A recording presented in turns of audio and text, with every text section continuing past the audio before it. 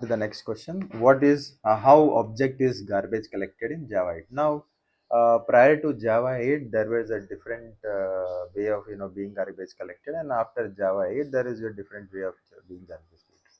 Now, but basically before that, going to that, we'll understand what exactly the garbage collection is about. So it's a process where the objects are recycled and those are cycled, so that those memory is freed up for the next objects which are getting cleared up. So there is a process which runs at the background in the JVM, right? So it cleans up any objects which are not being used or marked as and to clean up, right? Those will be cleaned up so that it will be available for the next set of objects. So in Java 8 and later versions, right, it is handled by JVM automatically, right? So what happens is it reclaims that just those memory by removing those objects from the that are no longer reachable now. Okay. So there are different garbage collections like which is used like G1 garbage collector, G1 GC, right? It is called. So this will actually this has improved significantly when it comes of in terms of recycling those particular object, right? So what happens is that when it comes to like when you object creates when you create an object, right?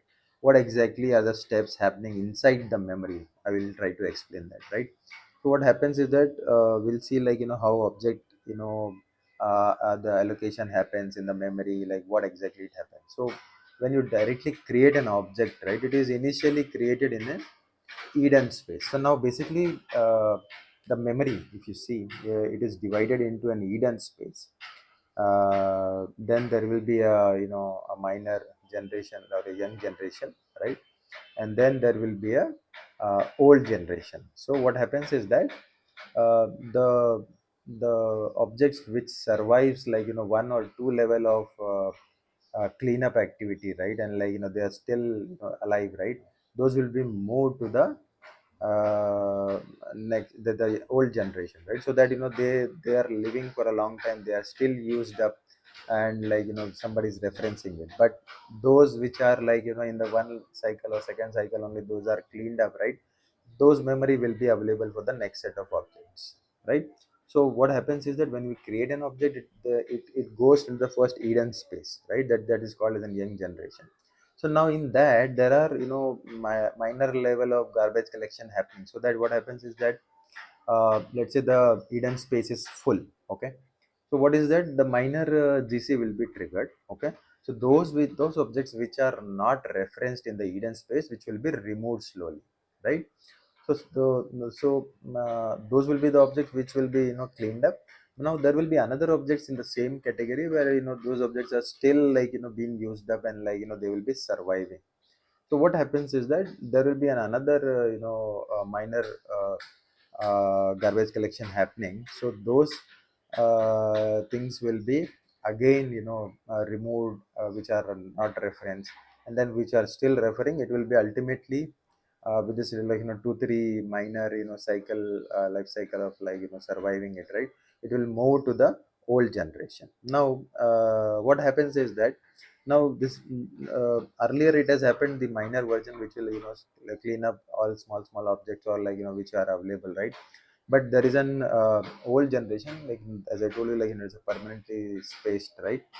So after all, they have reached to the old generation, right? So what happens is that there also the cleanup major garbage collection happens. So let's say after a multiple life cycle, it has reached there, it has been stayed for a long time. Now this particular object is also is available for garbage collection. So what happens is that the major garbage collection tries to clean up the old generation where the object sits over there, and it is no longer reference.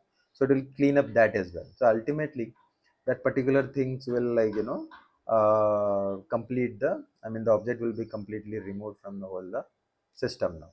Now when it comes to types of garbage collector, this is, as I told, the cleanup activity is done by the garbage collector. Now there are different kind of garbage collector when it comes to in Java 8 and later versions, right? So serial GC garbage collector is there, parallel GC, garbage collector is there, concurrent mark sweep collector is there, right? And then G1 GC. So this is one of the default one. So um, I will discuss this particular in a separate video, but I think these are the different garbage collections available to us. Now, the steps I told you, right? So basically, like, the cycle, how it happens is that first it initially marks, like, which all objects are still alive in the old generation, right? And then eventually it stops, right? It all ultimately stop those which are not, I mean, the other programs, I would say. Okay. Now, in the concurrent it will mark as a concurrent user. So it will again scan the heap to identify, like, if there are any objects which are live. So it will run this particular, to concurrently see, like, with the help of this particular thread, right? Now finally it will mark it, it will complete the marking process, right? And then, it will clean up the references. So there are, different soft, weak, and phantom references based on, like, how the objects are being referenced, right? Now ultimately the cleanup activity happens. So it will actually reclaim all this particular garbage collection space so that it can be made available to the next set of objects. So only those who are surviving, right? It will be, it will be available in the heap space.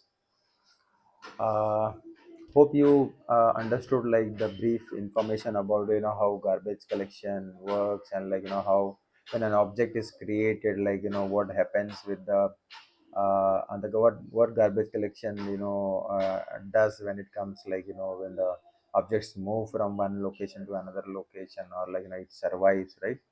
Hope you got this particular information and it was helpful. Thank you.